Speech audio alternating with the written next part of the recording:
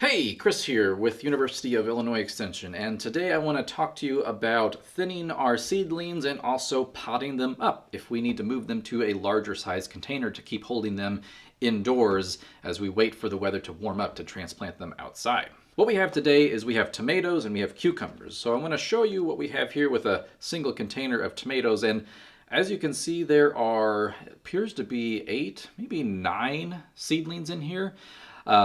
Now, typically when we put seeds in a container, we sow them indoors. We put a couple extra seeds in there too, maybe 3, just in case we don't get germination of, say, 1 single seed. In this case, I think we might have overdone it, but I did have a little bit of help doing these. So small fingers kind of have a little hard time separating out tomato seeds on their own. So what we're going to do is we are going to remove at all but one of these little seedlings in here so that the single remaining plant has the space that it needs to thrive, be healthy, and that way we put it on its best leg once we get it out into the garden to transplant and survive and give us some tasty tomatoes. I know it can be hard for a lot of gardeners to try to save all of these little seedlings. I mean, they germinated in the container. It wants to grow. It wants to live in your garden. But you know what? The best thing for this tomato plant is to sacrifice its friends here in the container. You might be tempted to pull out these seedlings if you want to try to keep them alive or just kill them. Either way, we don't want to pull them though. You can pinch them with your fingernails if you have fingernails. That does run the risk though of also disturbing the root system. My favorite tool for the job is a pair of fingernail scissors. They're small, they can maneuver in and out of these little stems here without damaging the one that we want to save. And so, I prefer using these. So we're going to go in here and we are going to remove all but one. I am looking for usually the one that looks the healthiest. If there's some discoloration of the leaves, if they're yellowing, anything like that, I might remove that. But the one thing I do want to be careful of, especially if we're looking at tomatoes here, is I don't necessarily want to pick the tallest one. Because as you see, as I begin to remove these tomato plants, they're leggy, they're elongated, because they're competing for finite space here in the soil and above the soil. And so once I start removing these, the leggy ones will more than likely flop over. And as they, just kind of flop over, it may get damaged when I'm moving them, watering them. So I kind of want to pick one that is a bit more stout, a bit more stocky.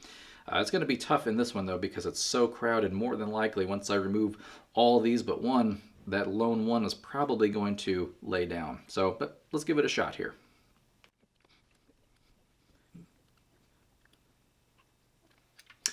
And there you have it, my sole survivor here in the single container here.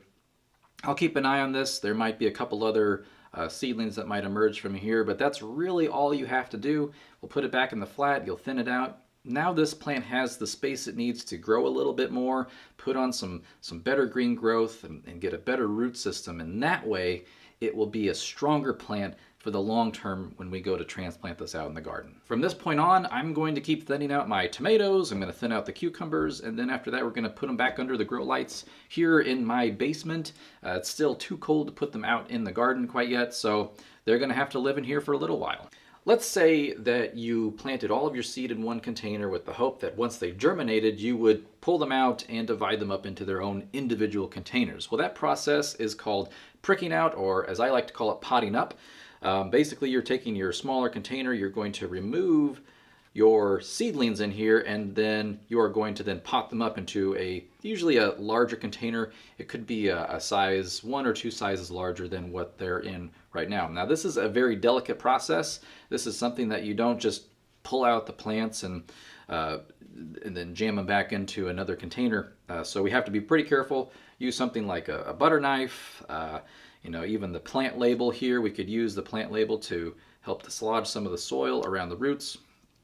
But essentially we have to be very careful with this, because if this is your only tomato plants, for example, that you have, and you go and you just grab them and gnarl them up, then you'll probably be destroying any hopes of tomatoes you have. So we're going to go back to our scissors here. We're going to loosen up the soil around the base, and we are just going to remove, hopefully, these tomato plants. It's really nice to have a work surface to do this on. So I'm going to remove my flat, pop them out on the work surface here. So now we have our individual tomato plants here, and what we're going to do is we're just going to sort of let them almost fall apart on their own. They are going to need a little bit of encouragement from our fingers here, but very gently we're going to just tease these apart. You can see as I'm pulling them, I'm going to be very careful, both of the roots and the above ground growth, that I'm not just snapping them off at the soil line or somewhere along their stem. And if I handle the above ground portion, you'll notice my hands are not touching the stem at all. If I say squeeze or pinch the stem too hard, I could damage this very tender growth, and I could damage the cells in here, which would then just kill everything above it. So if I'm going to pinch something, if I'm going to damage something, I want it to be a leaf, not necessarily the stem that supplies the life to the entire plant. And we have our individual, our 4 tomato plants right here. So because they were growing very tightly and close together, some of them are a little bit leggy, a little bit taller. And because these are tomatoes, what I can do is I can plant them a little bit deeper. So that's what I have my new container right here of soil. I'm going to make a hole. You can use your finger, pencil, whatever it is. Make a good hole. Take my tomato seedling. There we go. Grab it by the leaf, not the stem, as I almost did.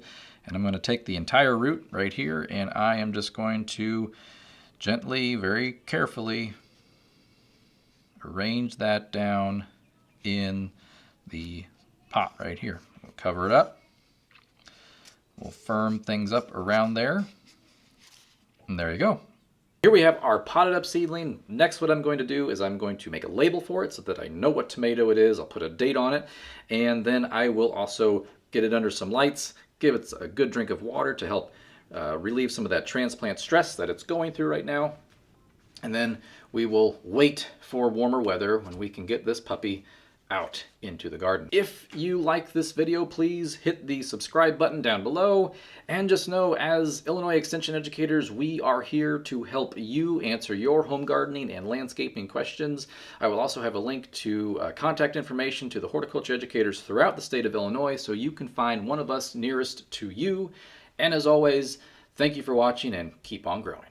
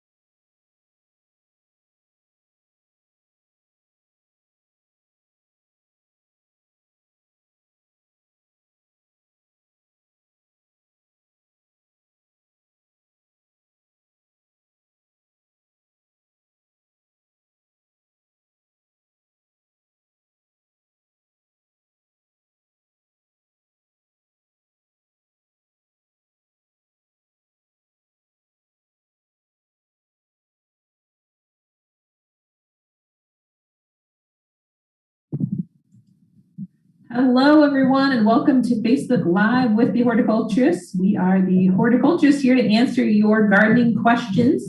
My name is Candice Hart. I'm a State Master Gardener Specialist for U of I Extension, and I'm based here in Bloomington in Central Illinois. And we are excited to have another great special guest with us today. Ryan couldn't be with us today, so it'll just be us three, but we're excited to talk about our topic today of cool season vegetables. But let's continue with those intros. Kelly, you want to introduce yourself and tell us kind of what you like to chat about? Hi, everyone. My name is Kelly Alsop, and I am a horticulture educator based out of Bloomington. And my specialty within my team is integrated pest management. So you think I kill a lot of bugs, but actually I conserve a lot of bugs too and promote pollinators and beneficial insects. I don't have Ryan here, so I don't have to compete with the trees because I love trees, but I just don't know as much as Ryan. So, and then both Ryan and I do that, we do backyard vegetable gardening, so we know just a little bit about that, but it's really nice to have an expert on today about growing some of these vegetables that we're all looking forward to. Yeah, absolutely. Sounds like that would be me, is who you're talking about. Hello, everybody. My name is Nick Frillman. I'm the new local food systems and small farms educator, serving McLean, Livingston, and Woodford County. I'm also based here in the office in Bloomington with Kelly. Like it's in the title, my focus is local foods and small farms, but my background is in woody perennial agriculture. I worked on the agroforestry crops team at the University of Illinois during my master's thesis work. Also during my master's, I did a lot of research in non-chemical weed control strategies in fall vegetables, which is extremely relevant to what we're talking about here today. This past year, I also had the opportunity to do a field season at a market farm and CSA farm called Slice of Heaven outside of Portland, Oregon, in a little town called Sandy. We grew spring, summer, and fall crops. We actually grew cool season crops, some of the ones we'll talk about here today, all season long, which can be done with the right management strategies. So I think we'll get into those details in a little bit, and I'll let Candice see if we have any questions come our way. Looking forward to answering them. So I have a question already, Nick. Okay. You said woody perennial polyculture. I doubt our audience knows what that means. I didn't say polyculture. Woody perennial agriculture, but yeah. Agriculture. Can you describe that a little bit? Yeah, for sure. So what I have in front of me right here is a blackcurrant seedling. They are really good at staying alive from cuttings. So this is one of several of the woody perennial plants used to produce crops at the agroforestry research site on the South Farms at the U of I campus. Blackcurrant is a up and coming woody perennial crop. They can be used for fruit juices, jams, preserves, jellies, but also have some value in the specialty alcohol market. We've seen blackcurrants pop up as an ingredient in a lot of brewery beers in the region. So that's been cool to see that and track that as I've worked with them. But we're also talking about, when we say woody perennials, we're also talking about grapes, anything like your cane fruits, so your raspberries, your blackberries, and then all the way up until woody perennials could also encompass apples, pears, so small fruit trees of that nature. So, and that's not an expansive, all-inclusive list. There's more. So maybe we'll have a guest ask us a woody perennial question, but yeah. Yeah. Cool. Anyway. Good to know. Awesome. Mm-hmm. Thanks, cool. Kelly. Well, if you guys have questions today, feel free to start adding those into the comment box. We are, of course, like we mentioned, talking about cool season vegetables today, since this is the time to start thinking about that. So certainly ask about that or any other gardening topics. We'd be happy to chat about. I didn't mention in my intro, I love to chat about flowers. I'm all about the veggies, but I like to grow flowers in my particular landscape. So happy to chat about that as well. So I'm not seeing any questions yet, so we'll kind of wait for that. But I know you kind of had some great pictures and slides, Nick, that I think we were going to kind of kick off today to get this discussion on cool season vegetables started. So if you want to go ahead and share that, we can get going. No problem. All right. So a really brief intro on cool season vegetable crops here. Ooh, how do I get this thing to go away? There we go. All right. So once again, I'm Nick Frillman. I'm the local food systems and small farms educator here.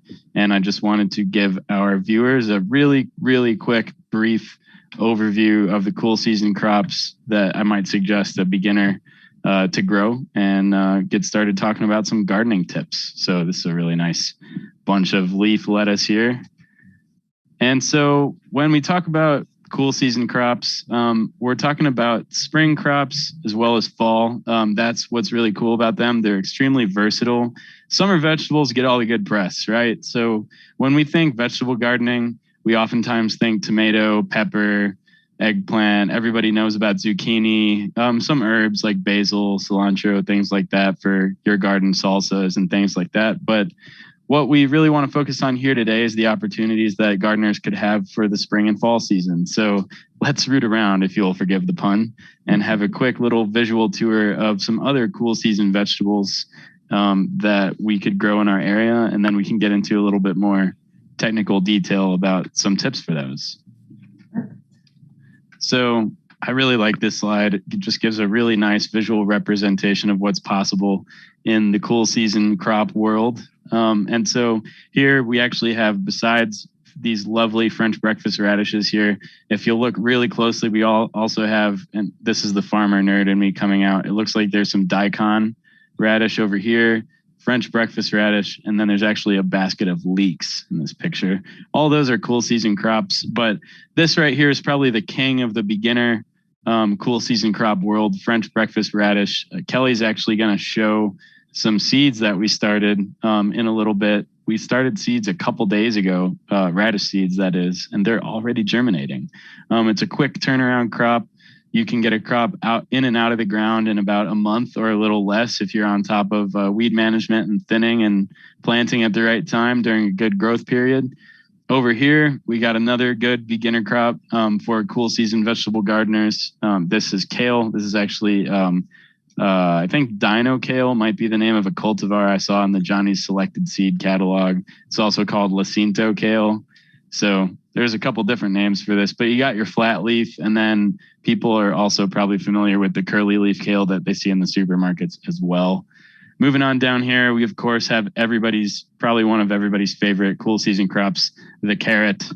And these down here are, I would say, one step removed from beginner level. Maybe this is like year 2 cool season crops. You messed around with radish and kale and that went pretty well and you're ready to move on. And we'll get into the reasons for that in a second, but just look how gorgeous these beet greens are. I love eating beet greens and beets. Don't ever cut your beet greens off and throw those away. You can eat all this too. So moving on from that. It's actually Kelly's favorite green. Ooh, beet greens are Kelly's favorite greens? Yes. All right. That's good to know. Yeah, I really want to talk about that too. And hopefully one of our viewers is about to ask, like, hey, how do I cook beet greens? And I will tell you. But let's quickly cover these considerations for different types of cool season crops. And then hopefully we'll have some questions come our way. So when we look back at that previous slide, we look at beets, carrots, radishes. Those all fall in the roots category of cool season crops. And then over here we have our leafy greens. So here we're talking about our spinach that we saw at the beginning, different kinds of kales, also arugula, which some people are probably familiar with. It's a nice, on the spicier side, green. Then there's also Mizuna, which is an up and coming Asian green that I've seen pop up at a lot of farmers markets. And so with roots, a lot of these seeds are really small. So by the pelletized comment I made here, this is referring to carrots and beets. I have made the mistake before, and maybe it wasn't a mistake. Maybe I just did it wrong. It was really hard, but I've purchased some non-pelletized, just regular old carrot seed and dug a furrow with my finger in the garden or with a little shallow garden implement or tool and stooped over and literally sprinkled carrot seed into a furrow. And if you've ever done that before, you know how tiny carrot seeds are and how extremely difficult you're about to make your life in the thinning stage, which is right after that. And so not all roots are created equal. Radish is simple, I would say, but then, yeah, beets and carrots require thinning. So you'll plant, you'll water, make sure that soil stays moist, and then you'll start to see germination. At the time of like a couple weeks after germination, before your crop really starts to develop that root structure, is when you need to thin so that you can allow for space to get those big beets and big carrots that everybody likes. So moving on, longer crop growth time until harvest is a plus for roots. So they're actually decently winter hardy. You would plant these either now for maybe a June harvest, I'd say, like June 1st, when we're talking about carrots or beets, and then maybe you plant in August or late July for an October harvest. They usually can withstand a little bit of light frost, which is why cool season crops are so great. And bonus points, I listed here that if you have metal hoops and row covers, that's kind of getting to like a master gardener level style of growing. But some of these roots can be a little bit susceptible to insect damage, especially in the middle of the year as they kind of age into harvest time. So maybe we'll go over that if someone needs help. And then really quickly to finish up, these leafy greens here, a good part about them is that generally speaking, you can get a kale crop or an arugula crop out of the ground quicker than you can a carrot or a beet crop. We're talking about a couple months for those roots and then maybe 1.5 months for leafy greens. And some of those you can harvest multiple times. So kale will just keep going until you kill it, for example. These also have generally larger seeds, so they're easier to direct seed. And you can transplant as well to guarantee that you're putting a healthy plant in the ground, not just guessing on your seeds. And some are more cold hardy than roots. So, for example, a hard frost will kill beets if they're not covered with frost cloth because it'll kill the leaves. But kale, you can dust snow off of it and it'll still be alive. So those are just a couple of pointers for different categories. I'm going to stop sharing my screen now. If I can figure out how to do that real quick. There we go. Perfect. And I'll pop back to that if anyone has a question or wants to see something again. Perfect. Yeah, we've gotten some comments and questions. So let me give us a check here. Another comment that somebody also loves beet greens. So that's awesome. And then another comment on the only way to go with carrots is to buy pelleted seed. So definitely. Okay, and then we've got a couple of questions here. So a question here from Elena. I grew Brussels sprouts last fall. This spring, I noticed a Brussels sprout plant in the garden in the same spot. Do you think it will produce or should I pull it? What do we think? Kelly, you have anything to add to that before I take a stab at it? I mean, I don't know a ton about Brussels sprouts. I know that they're a really long crop and you kind of have to plant them in the spring, and then in the fall you kind of try to top them to get those sprouts to beef up. But I don't know if they act as a perennial in Illinois. I think we probably might have heard about that before. I personally think that I would start from new in the spring when it comes to Brussels sprouts, but that's me.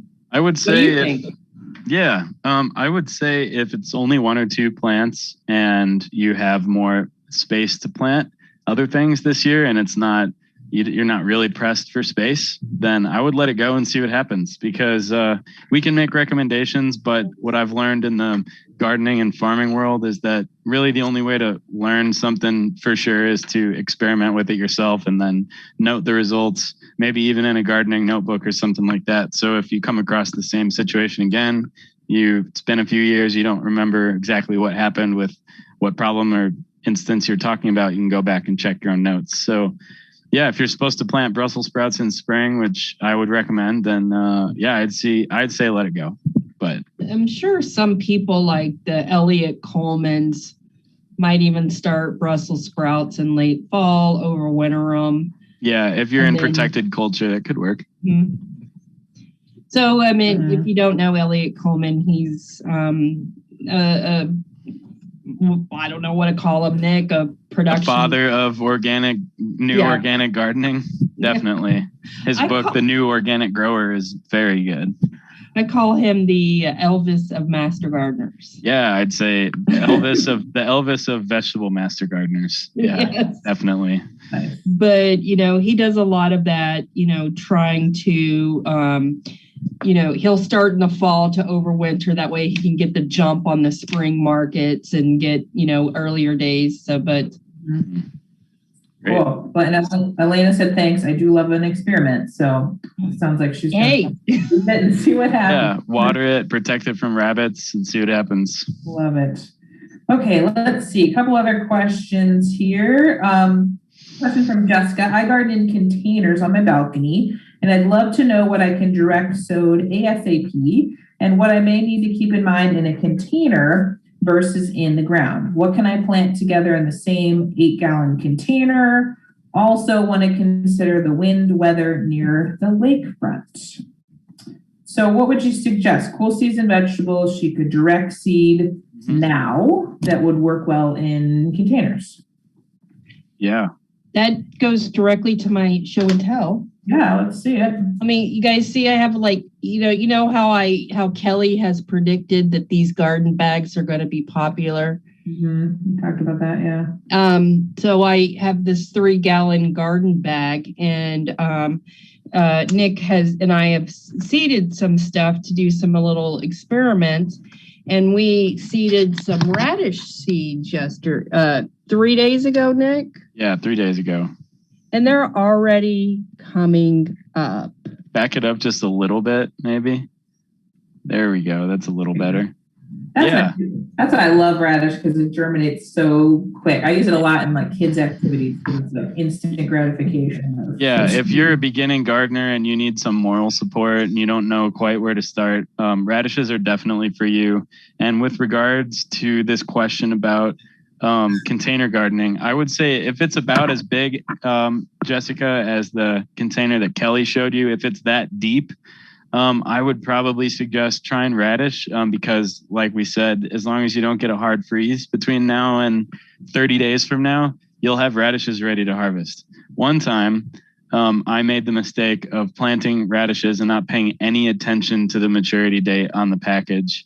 And I think I let those things sit in the garden for like going on 60, 70 days. And what will happen with radishes if you do that is they get really pithy and hollow. And especially the French breakfast ones that we showed, some of the round red ones like Bacchus radish actually, generally speaking, don't do that except for after like a long time. But the French breakfast radish will get hollow on the inside and really gross after like 40 days. So it comes out of the garden quickly. The best way to tell if it's ready is just to try one because you can fit quite a few in a small container. So if it's deep enough, I would say that. If it's not that deep, but it's like one of those long ones that sits on your railing, my vote would be for arugula because I love arugula, or kale. Either one of those would be fine. Any leafy greens. Leafy greens would be great for those shallow ones that sit like hook onto your railing. Yeah. You said it's 8 inches deep, so smaller radish should work. Yeah, I get nervous about something that shallow because with your taproots, with the radishes, they don't like to encounter a barrier like that. But they're radishes. They try it. If you really want radishes, go for it. But if you want a guarantee, there's never any guarantees in gardening. But if you want a little bit of more of a sure thing for a good harvest with something more shallow rooted, then I'd say spinach, arugula, kale, leafy greens, good bet.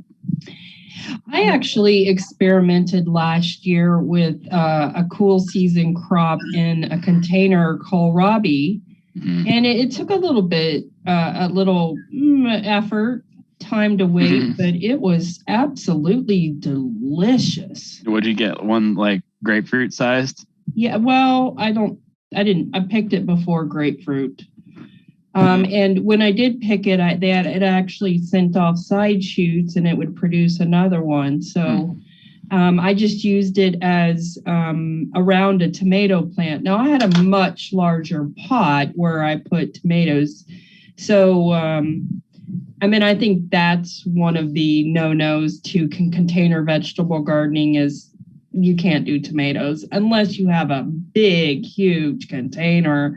You're not going to get a ton of produce, but the leafy greens, the cilantros, and the parsleys would be excellent for containers. Like Nick said, the radishes, the beets, the carrots, and then even you could get even like a short carrot. Like, there's one called Adelaide. Is that much shorter than the rest? Maybe. I'm not familiar with that cultivar, although I did see the seed packet, but I would veer away from root crops and container gardens unless you're 16 inches or deeper. Those taproots can extend really deep. When you pull it out of the ground, you sever whatever taproot is going down from the end of the carrot that you see. They mine nutrients from really deep in the soil if you let them. So, yeah, but good question. Sorry, Kelly, what? I personally can't handle carrots. Because I too have seeded unpelletized seed. Yeah. And then it's like, I can only have so much carrot green salad and carrot green pesto before I'm absolutely sick of it. Mm-hmm. And then it just takes so long. Yeah, I'm you gotta happier with the Swiss chards and the kales and the beet greens. I'm just not, I think they're delicious, and I get that they're, have a higher sugar when they're grown in the cool weather. Mm-hmm. But which is why I think fall carrots is kind of cooler opportunity. But yeah, for sure. Well, thanks for that question about the container gardening. Excellent question. Okay, let's see. We have a couple other comments, questions. Laurel said Bellevue lettuce and Katrina cabbage are two of their favorites. They have both of those out, as well as some other cabbages, and they planted their snap peas as well a week or so ago. So they're rocking it on the cool season. Love cabbage. Laurel asked, I bought some pelletized onion seed, but forgot to start them. Is it too late? Too late to plant onion seed? There are a lot of different planting dates, and onion lifetime lengths depending on your cultivar. So I would say check the back of the seed packet, and if it says 100 days and they don't like frost, I think you're okay. But if you get into the 120-day range or more, you might be in trouble. So if you can, maybe start some now, and then maybe if you're unsure, or it looks like when you time it out right with the label, if it looks like you're going to be right up against the end of the season, maybe start some this year and then reserve the rest for next year and just see what happens. I always encourage experimentation every year, because a new year is an opportunity to learn a lot more about what not to do. I was once doing a working interview tryout at an urban farm, and the farm manager had me seed an entire 40 by 200 foot greenhouse that had pots on every surface you can imagine, the ground, shelves, ceiling racks, and everything. I was supposed to throw a handful of green seeds in each pot, and when I was 70% of the way done, I was supposed to go get him, and he was going to follow me with a handful of worm castings to cover the seeds and then water. And I got 90% of the way done, and this guy's 82 years old, no cartilage left in his knees. I went to go get him when I was almost done, and by the time I was 100% of the way done, he had almost caught up to me. And I was like, how did you do that? And he turned to me and was like, son, you have to do something in agriculture about 7 to 10 years before you get halfway decent at it. And so I thought that was a really good anecdote for just like experiment early, start often, do stuff. When it fails, write it down. Can't go wrong. Nice. Mm-hmm. Okay, let's see some others here. Oh, go ahead, Kelly. Can I just say one thing? I usually start my onions from sets, and I just feel like I'm so much more successful with the sets than the seeds. Plus, I don't have to like grow the seeds on for a long time. Mm-hmm. But you pop those onion sets in. You get bunches of them. They're not that expensive. You pop those onion sets in.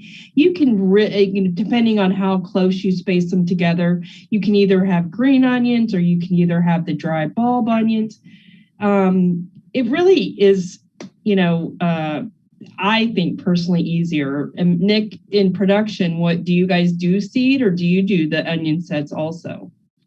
On the farm that I was on last year, which is one farm and not all farms ever, so anecdotal evidence, but we used onion sets, shallot sets, and potato seed. We never grew any of those crops from seed. When I say potato seed, I mean you take a potato and you cut it into 4 pieces and you plant those pieces. That's you can get like certified organic potatoes for seed.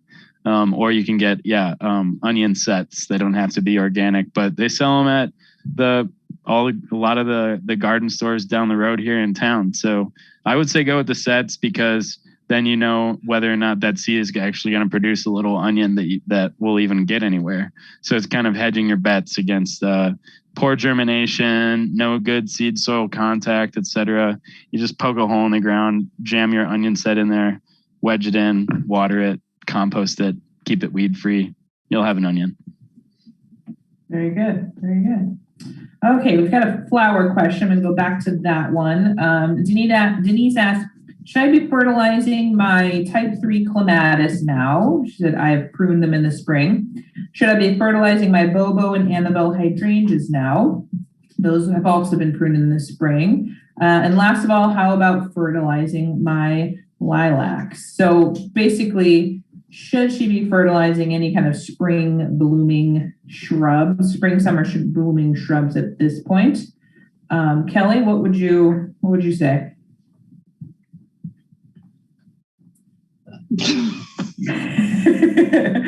I know my answer would be really it's not needed yet. Yes.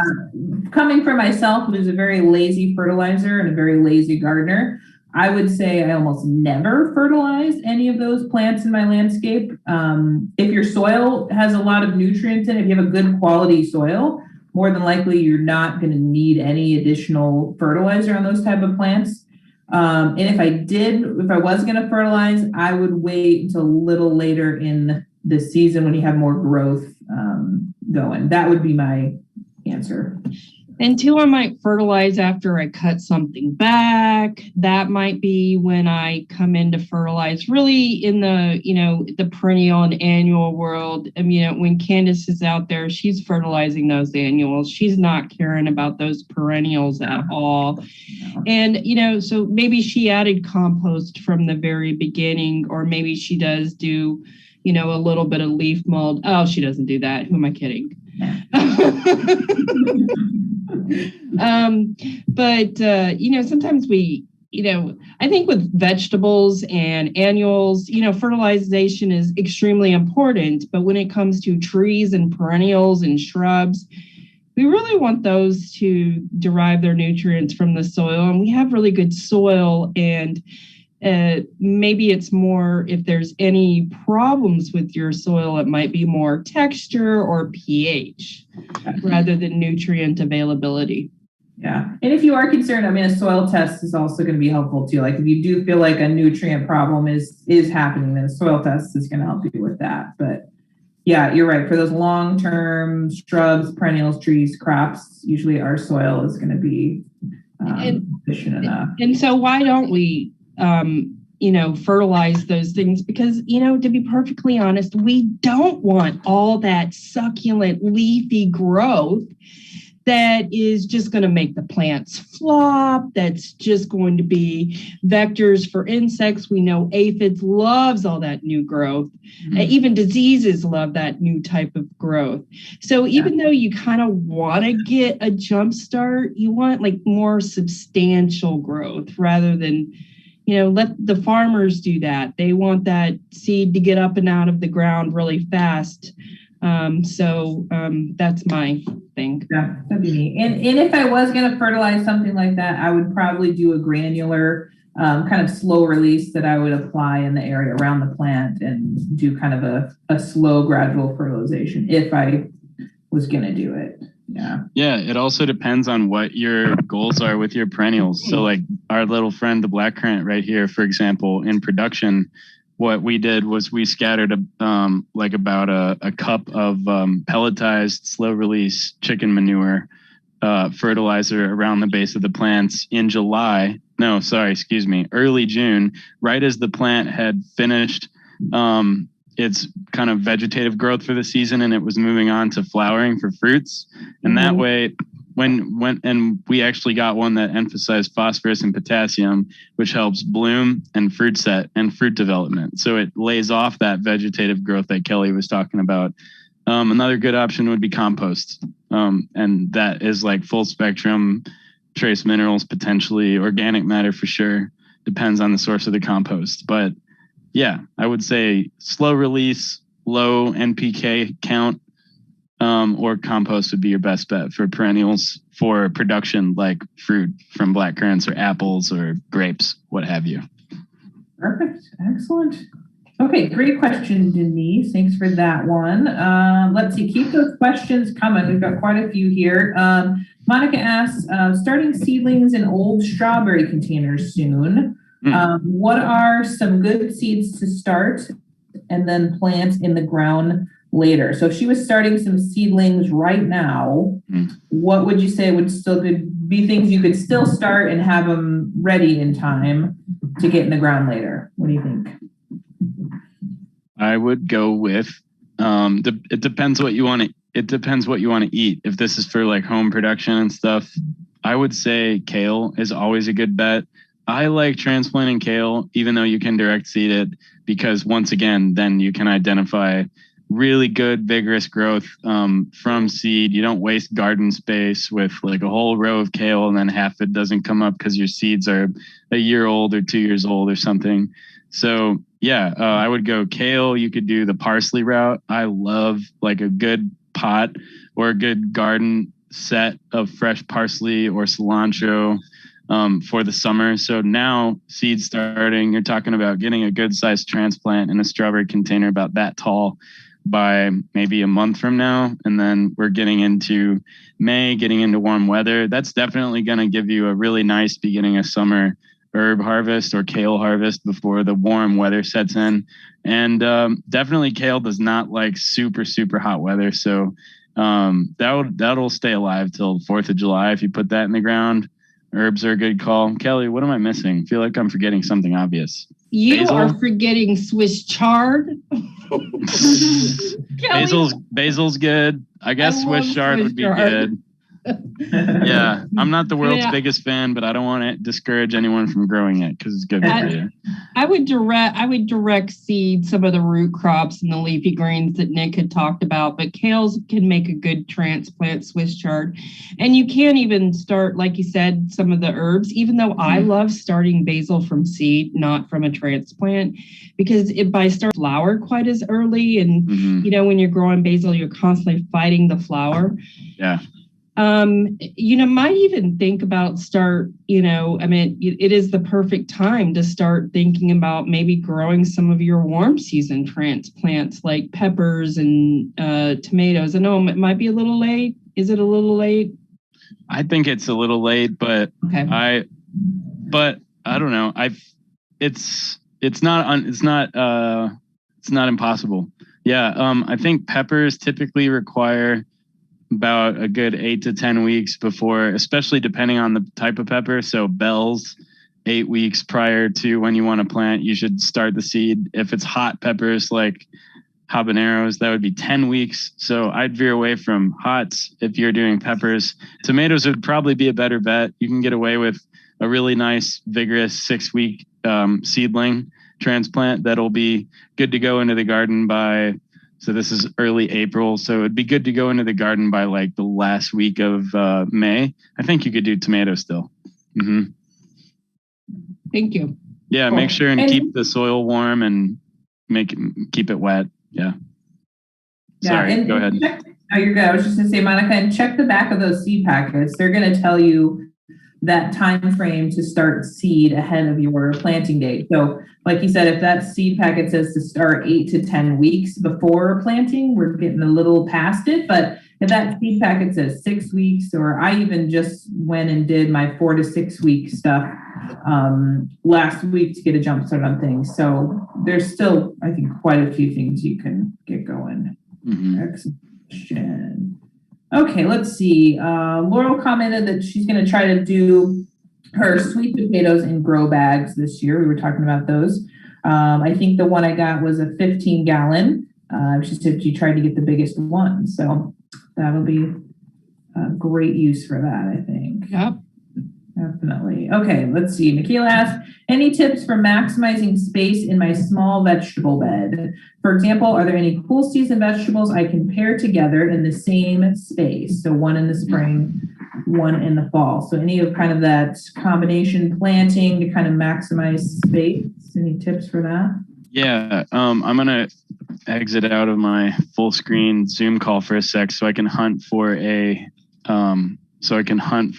picture of what I'm going to describe really quick. But on the farm last year, we did a lot of intercropping of lettuces with green onions. Green onions and lettuce were both super popular weekly crops that we offered at our markets and through our CSA. And that was what we really liked about those two, is that they shared the same space. So you'd have a row of green onions, and then in between the row of green onions, two or three heads of lettuce, and then another row of green onions. It was the same spacing of lettuce that we would have put in that bed, and it was the same spacing of green onions that we would have put in that bed. But because those lettuces, the butterhead lettuce that we were using was circular, and those green onions were always in sets, so we could scrape out the weeds between them. It made hoeing and it made weeding a little bit more difficult, but if you plant through a good deep layer of compost, you could fight the weeds a little bit preemptively that way, and that would maximize your garden space, for example.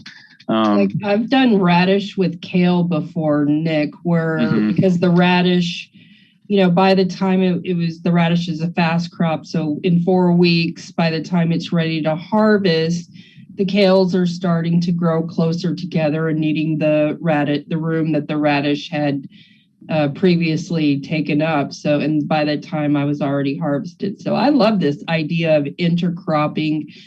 I've seen a lot of it. I do a lot of Swiss chard around my tomatoes or beets around my tomatoes to try to, get that same kind of space. And a lot of like mixes of lettuces in between some of the cabbages, because it's like, not only is it, something that you harvest earlier with something that you harvest later. What have you done? What have you done, Candice? I was just going to say, I tend to do a lot of herbs kind of mixed around as much of my kind of warm season stuff as possible the times I've done it. Yeah. Cool. Good tips. Awesome. Okay, let's see. I'm not seeing the picture, Nick. Oh, I haven't showed it to you yet. Oh, okay. Gotcha. Okay, let's see. Laurel had a follow-up comment. She said she's always used slips for her onions. It's her first time to try the seed. So again, it's an experiment. Let's see what happens. Let's see, a question here from Cindy. Why do some radishes taste hot? That's a good question. I have some experience with that one. I used to teach a class at the University of Illinois called Introduction to Vegetable Gardening, and we would have our students grow radishes in compost versus growing radishes in potting soil that had been amended with organic or inorganic fertilizer. And if I recall correctly, the ones that were planted in potting soil that had been amended with fertilizer tasted hotter, and the ones that were planted in compost and fertilized organically tasted sweeter.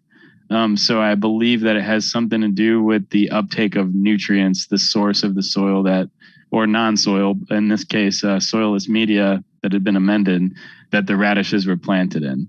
So yeah, I think, the term "you are what you eat," I think applies also to vegetables. So when we're tasting the differences or spiciness or lack of spiciness or lack of flavor between vegetables, I think it has everything to do with the environment in which they were grown. So you said that when radishes get too big, they get woody. Do they also get hot? I don't remember there being a date past which the flavor drastically changed, but it probably could depend also on the cultivar of radish. I bet that some of them, especially maybe heirloom ones, not the hybridized ones from Johnny's or others, maybe some of them have been selected for flavor or texture or hotness or sweetness. So there's always the genetics variable to play with as well. Yeah, that's what I was just going to say. I wonder if it's from variety. It probably varies too. Probably. What's your favorite sweet variety of radish that everyone should grow? I know you already said French breakfast. You really like that one because it's fast, right? I mean, all radishes are fast. That's what's great about radish. I just found that picture on Unsplash this morning, and that one just particularly spoke to me.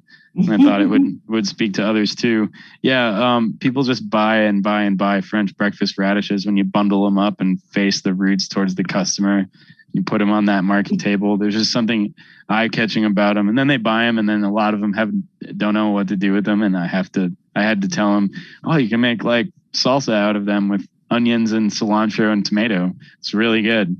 Like more like a little bit of like a radish slaw for like fish tacos or something. But they just bought it because it looks beautiful, and most radishes do when it works out. So yeah, I don't have a favorite type of sweet radish that I could particularly identify to you and promise that they were going to be sweet. All of them usually have a little bit of a kick, just a question of how much. And I think that's to do with treatment of them as they grow. Yep. Awesome. Okay, excellent question, Cindy. Thanks for asking that. Let's see. Laurel asked, did 2 rows of garlic about 15 inches apart and then put cabbages down the center this year. So that sounds like a pretty good interplanting. Yeah. Cool. Awesome. Okay, I think, let me check YouTube. I think we are caught up with questions. So keep asking those questions in the comments, whether it's about cool season vegetables or any other kind of gardening topic. You know, I did miss one. Let's see, Julie asked earlier, she loves beet greens, but how much sun does kale need? Do you need a full sun spot for kale, or could you tuck it in kind of a part sun for the spring? What would you say? Yeah, good question. I think that you'll get the best results in full sun because it's a cool season crop already. So it likes full sun, but it likes those cooler temperatures. So in an ideal production setting, I would put it in full sun. But if you have a shady-ish spot in the garden that's maybe half sun or like 2/3 sun, and then at the end of the day, your house might block it or something like that, I think you can get away with that. Yeah, partial shade, probably acceptable. Yeah, kale really likes to live. So you'd be surprised. It'd be some crops have to be babied their entire life to give you that really nice harvest that you want. And others are just like, yeah, here's good, I guess. Okay. I'm anthropomorphizing plants, but yeah, sorry. So speaking of garlic, I'm going to show you a picture, Nick. And because one of the things about garlic that I absolutely love is that even though it takes a full year for production, you can actually get 2 harvests off of it. So people are going to start seeing this in their garlic, right? Do you guys see my screen? Mm-hmm. Yep. The garlic scape. How do you I mean, I know the answer, but what do people do when they see this? Are you asking me? Yes, I'm asking you. I would, with that long green protrusion that starts from the top of the plant, I would go about halfway up that and cut it. And if your garlic scape is ready, then that kind of windy portion of the scape will be relatively hard. And I would cut all of those off. That's the plant trying to flower. So that thing will open up and turn into a flower. And then that's that garlic trying to go to seed, I believe. And we harvested garlic scapes off of all of our garlic plants last year. It's a one and done thing. So generally, if you're a grower at a market level, you can get a good chunk of change for a pound of ramps, mixing it up with another spring crop, pound of scapes. I can't remember what we sold it for per pound, but yeah, so you'd cut that off, collect them, give them a rinse. But we made garlic scapes pesto with them last year, and it was phenomenal. Also, they can be chopped up and diced into little pieces and mixed in with some omelet ingredients or what have you. They're delicious. And it's actually helpful to the plant too. How does it help the plant by removing those flower scapes? Ooh, you might have pushed me into an. Doesn't it help the bulb? Yeah, you pushed me into an anecdotal corner. Because if you let it flower and seed, then you're taking away from the bulb production. He knows that. Yeah, I do. Sometimes I like to speak with certainty off of what I've read before in the literature, and to that, Kelly's right. I've seen that in the field. Is that we had great garlic and we harvested scapes. Therefore, if you cut scapes off, it must help the plant. It does. My deductive. I think it does. Mm-hmm. Wouldn't hurt to fact check myself on that later. Okay, let's see. A couple other questions. Jonathan commented, to get germination, I put a seed cover or cardboard over the soil. Any recommendations? Now, I used Go ahead. Germinate seed like crazy in the greenhouse. And I know I had like the perfect environment, but one of the things that we use when we think about germinating seed is it needs water, and it needs high temperatures, and it needs, I'm quoting Nick here, good soil to seed contact. Mm-hmm. And so one of the things that we used to do in the greenhouse is I would add newspaper and plastic on top of my seeding trays, and then I would lift that up and check them every day. And if they started germinating, I'd pull all that material off. But the plastic and the newspaper keeps that soil warm, and then the plastic keeps the moisture in. We also used heating mats. So anything you can add to keep that soil, that moisture up, and that have the temperatures be warm. That's why we tell you to seed underneath lights, even though seeds don't need lights to germinate. Well, some do. There's always exceptions to the rule, but the light is warming the seed up, so it'll germinate faster. Yeah, I would like to know where that seed starting environment is the cardboard situation, because if you're already trying to start seed inside and it's not in a greenhouse and it's just like in your south-facing kitchen window or something, I do worry about the cardboard being a barrier to light that could assist with warmth, unless you have a heat mat like Kelly described. So if you didn't, I might stick with like plastic wrap, saran wrap on top for a couple days, but make sure you're keeping that soil moist. I'm also not 100% sure that might not be a good idea in terms of reducing airflow. So I think best environment might be newspaper in a hot, moist environment, because that way that newspaper will let it breathe a little bit, would keep some of that moisture in. I think newspaper would be a good way to go. And even if I germinated 88 cells, if I had one cell germinate, that stuff was off. Yeah, it's only a short period of time. Yeah. Cool. Okay. Awesome. Excellent question, Jonathan. Let's see. We got an asparagus question. Therese said, we found wild asparagus in our fence row a few years ago and transplanted it into a raised bed. It's not spread to fill the bed like we thought it would, even though we left it alone for a couple of years to get established. What are we doing wrong? Unfortunately, you've reached a crop that I am tips on not. Transplanting. Oh, sorry. I think I heard maybe a little bit of a delay. Sorry, Candice. You've reached a point of my knowledge that I'm not so well versed on. So maybe Kelly knows a little bit more about asparagus than I do. My instinct was, how in asparagus, so how it takes like 3 years or 2 or 3 years for you to harvest, and you're not supposed to harvest in those first couple of years. And then as you go from year to year, you're allowed to harvest a little bit more. But another thing that I've learned from asparagus is that in the fall, you can do a side dress of compost, and that might help with the nutrients of it. But I've never personally grown wild asparagus, and I couldn't even tell you what it is. I'm talking about asparagus in general.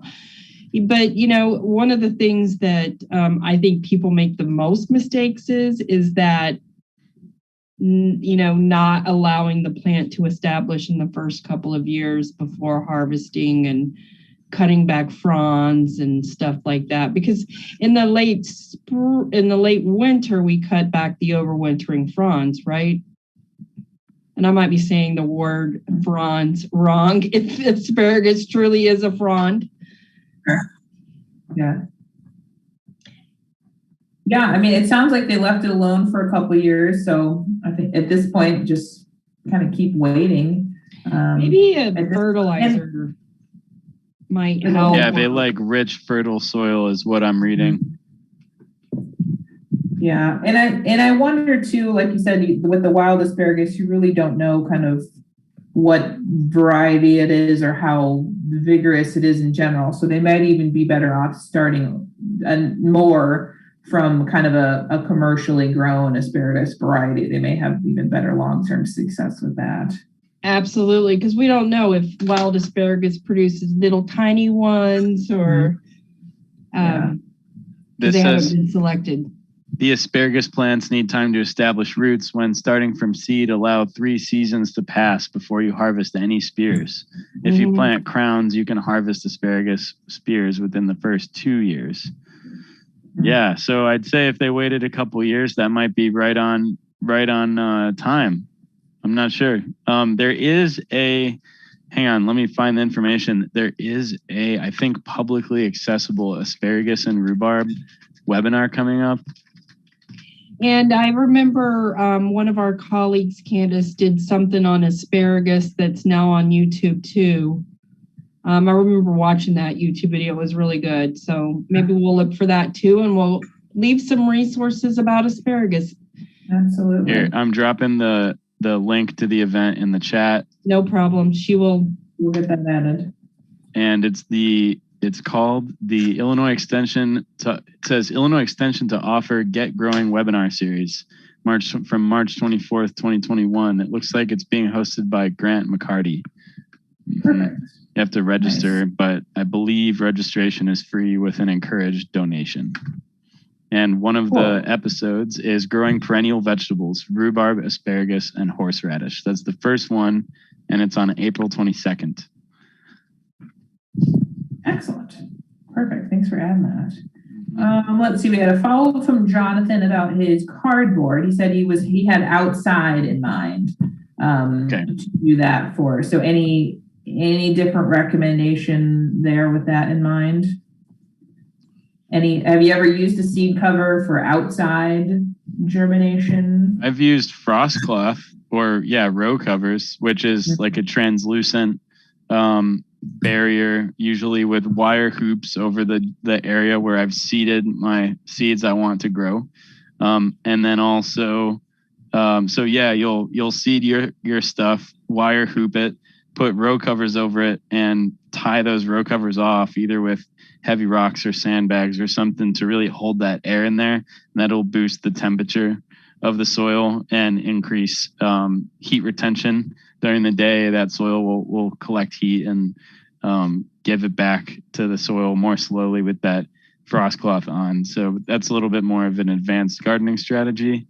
I don't know if I would go the cardboard route outside. I have never done that. That doesn't mean that it doesn't work and that I haven't seen that, but I would check that.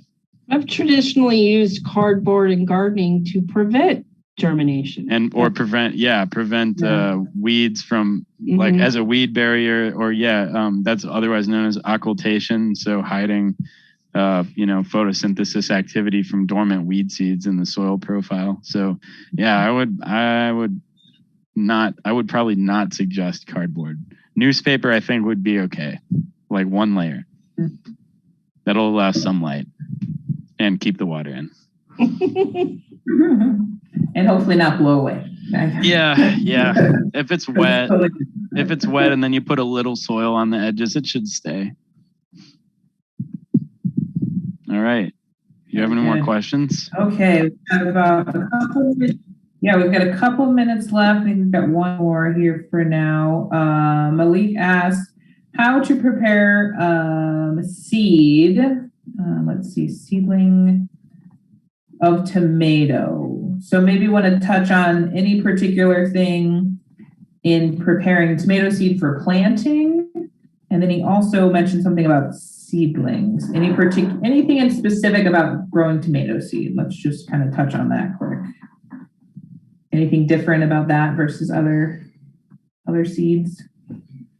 Besides, yeah, I guess you want to be really strict about reading the seed packet with tomatoes. They're always really specific about exactly how deep to plant, exactly how far apart they should be if you're direct seeding. But let me just say from the get-go, I do not recommend direct seeding of tomatoes. I would definitely 100% of the time transplant my tomatoes because you can encourage really nice transplant growth in a controlled environment like a little greenhouse if you have access to one, or even in a really warm south-facing window. Some people have those like sunrooms in their house. That's really nice too. So I would definitely follow the instructions in terms of planting, plant into high quality potting soil. I think this is something that gets lost on a lot of people, and it is also like not inexpensive to buy really high quality potting soil. Maybe I can drop a few brands to Erin and maybe she can share later.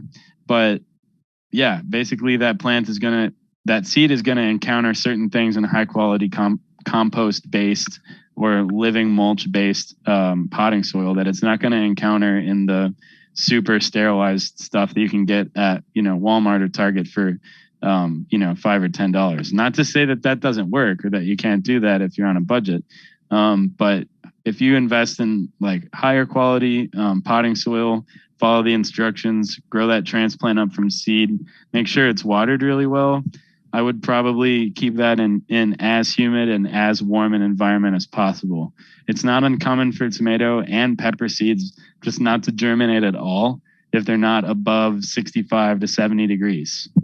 Mm-hmm. So if you don't have a place in your house or access to one that you could get that soil temperature, your other option is a heating mat, which you can get on Amazon or at nurseries for pretty cheap. Or you can buy transplants at farmers market when the time comes and maybe not go the seed route if it's not going to work out for you. Okay, Nick, answer this question in a minute or less. I have my tomato seedlings. When can I plant them outside, and what do I have to do before I can plant them outside? Excellent question. I have my tomato seedlings. What do I have to do before I plant them outside? And when can I plant them outside? All right, let's start with when, because I think that's the most important. Generally speaking, in our area of Illinois, the last frost-free date is April 15th, but I would not plant my tomatoes in April. I would definitely plant my tomatoes on or about the 15th to 20th of May. I know that is later than some people plant. You can probably get away with the first week of May if it's just absolutely driving you crazy to have bare soil and you have to put plants in the ground. The reason I suggest later is because it's not uncommon to get not a frost, but a chilly night in the middle or early May. We're talking 40, 45, 50 degrees. It's definitely not uncommon. And if it's low enough, that could stunt your tomato plant for weeks to come. It won't kill it, but it'll just really slow it down. So by waiting those couple extra days or that extra week, I think you set yourself up for success. What you have to do before you plant is you have to locate a good site with full sun that's relatively well drained that you can definitely get watered to the entire season. You pretty much can't overwater tomatoes if your soil's relatively well drained. If it's super clayey and not well drained, you can overwater them. You can probably kill them, but it's hard to do. They like water. So find your area, dig a hole. If you really want to, you could like amend your planting area with compost. That never hurts. That's always going to add a boost to any heavy feeder plants like tomato and pepper. I think I'm at a minute. What did I forget? Do I have to harden off my transplants before I plant them in the ground? Yeah. Can you explain hardening off really quick? Definitely. Yeah, good question. You do have to harden off your transplants if you grew them yourself. If you did not grow your transplants and you bought them at the farmer's market in Bloomington or Urbana or Leroy or wherever, or at Walmart or a garden center, they've hardened those plants off for you already and you don't have to worry about that. If you grew them out yourself, you probably grew them inside. You might have grown them in a greenhouse. if you did either of those things, the difference in the sunlight it receives, this plant here receives inside through my office window, between that and what it receives outside are two completely different types of sunlight. And you need to acclimate those plants to wind, sunlight, variation in temperature of those things. They never encounter that indoors. So first you would take them outside, put them in a sunny, wind protected area for a couple hours the first day that you do that, and then bring them inside after a few hours. Then the next day, I'd say maybe leave them out a little bit longer, and make sure it's good weather, bring them back in. Keep that process going for at least a week, if not 2 weeks. You could get away with taking them outside every other day if you don't want to do it every day. But I would say not only increase the time that you leave them outside, but also increase the variability of weather that they'll encounter. So maybe one day bring them outside on a little bit of a windier day, maybe a little bit of a hotter day or a colder day. And in that way, you're preparing your transplants for outdoor life without completely shocking them. And then on planting day, they should be good. Cool. Awesome. Well, thanks everybody for your awesome questions today. Really good ones. A couple of reminders before we head out. We've added it into the comments there. Don't forget about our Facebook group. We have a University of Illinois Extension horticulture group on Facebook. So if you have questions in between shows, or if you want to share things, you can do that in that group. And then we will be back in 2 weeks, as usual, for our next show, which will be all about hydrangeas, one of our favorite topics to talk about. So I hope you'll join us on April 22nd for the next show.